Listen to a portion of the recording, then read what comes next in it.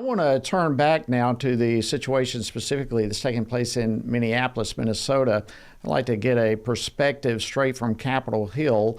And joining me now to discuss this and more is Congressman Glenn Grothman. He serves on several committees, including the Oversight Committee.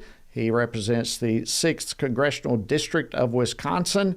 Congressman Grothman, welcome back to Washington Watch. Good to see you. Glad to see you, Jody. Well, I know we haven't spoken since the new year, so let me begin by saying Happy New Year to you. And, of course, thank you for joining us again on Washington Watch. Let's start with this, Congressman Grothman. Just generally speaking, your take on what's happening, what we've been seeing in Minneapolis and elsewhere in relation to all the protests against ICE. Well, this is a very scary thing for the country because every country has to have an immigration law. And the United States has very generous immigration laws. It's not reported enough that every year in this country, over 800,000 people are sworn in as new citizens. So we are very generous in allowing people from around the world to come here. But despite that generosity, there are other people who, under President Biden, we're guessing 8 to 10 million people came here who shouldn't. Every country needs the ability to enforce their immigration laws, and some Democrat states they're hostile to introducing it.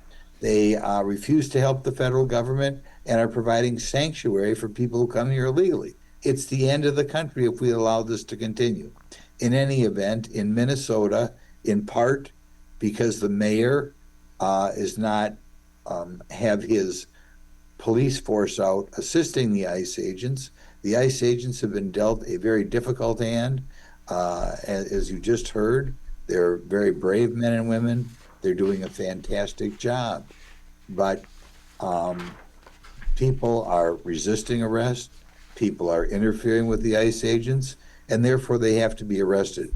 I think one thing that hasn't been said is anywhere you have law enforcement, if you are trying to arrest somebody and they refuse to go along, they will be handcuffed and taken in anyway.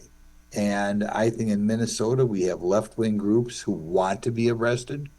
We have horrible criminals who are in this country who shouldn't be, who have to be arrested, but understandably try to run away. And as the result, the ICE agents have to physically arrest these people, as happens in other crimes around the country every day. Right. It looks to me, Congressman, that the Democrats are actually simply throwing fuel on this fire that they've stoked. And literally, they're just turning people against law enforcement right now. Now, I wanted to play a clip for you from Congresswoman Ilhan Omar, what she said during a hearing, and then get your response to this. Play clip 3 for me, please. What we are witnessing right now is unprecedented. There is no modern precedent for this level of federal overreach, violence, lawlessness carried out in the name of immigration enforcement. This is not routine enforcement. This is not about public safety. This is not even about immigration. This is about political retribution. Your reaction to that? Well, it's a preposterous thing to say. We have something unprecedented going on, and then we have record number of people in this country illegally. Even if you're just talking about legal, by the way.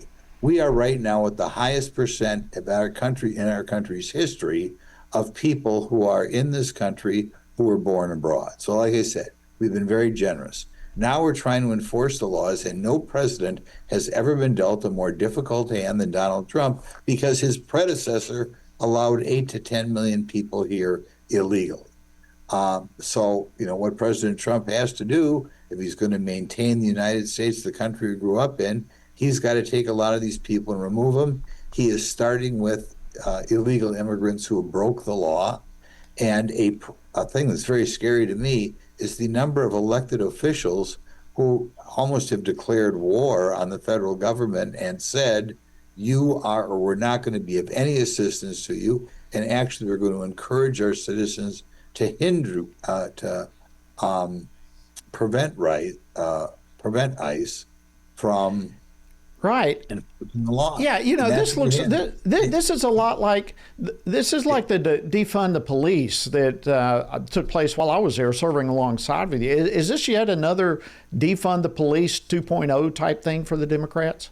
Well, similar, and just that some radical Democrats wanted to have no more police. There are all sorts of Democrats who wish we had no ICE. They don't want to enforce our immigration laws at all. And if you're in a conservative state, you might say, well, how does it affect me? The United States cannot survive if we continue to allow individual states and individual cities say, no, we're not going to be removing illegal immigrants, even illegal criminals, from your state. And that's what's going on in Minnesota right now. Last question. Last question for you. We've got less than a minute. What do we do moving forward? What needs to happen? Well, I think President Trump just has to educate the American public what's going on. I think with regard to all the fraud that's going on, we have to, across the board, have the states pick up more of these programs. It's easy to say for Minnesota, I'm going to let $9 billion of fraud happen because it's the federal government that loses the money. If the states have to pick up 20 or 30 or 40% of these programs, they wouldn't be so quick to allow this fraud to happen. Yeah, good point. Thank you so much, Wisconsin Congressman Glenn Grothman. Always great to see you, my friend. Thanks for joining us today on Washington Watch. Thank you, Jody.